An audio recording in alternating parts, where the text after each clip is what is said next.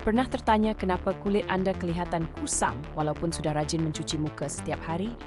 Bagi wanita bertudung, kulit wajah sering terdedah kepada peluh, minyak berlebihan, dan pori tersumbat akibat pemakaian tudung sepanjang hari yang mengekalkan haba dan kelembapan.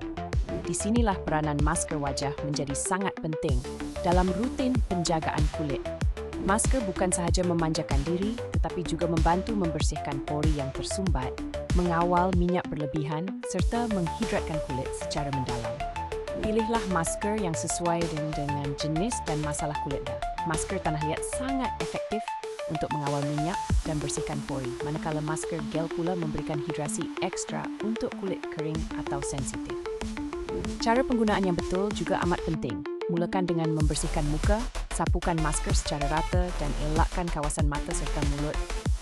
Biar selama 10 hingga 15 minit supaya bahan aktif dapat meresap. Kemudian bilas dengan air suam.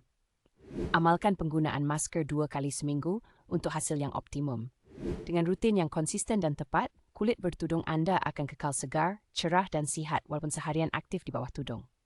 Ingatlah, pelaburan dalam penjagaan kulit adalah pelaburan untuk keyakinan diri yang berpanjangan. Baiki, pulihkan, hidupkan semula.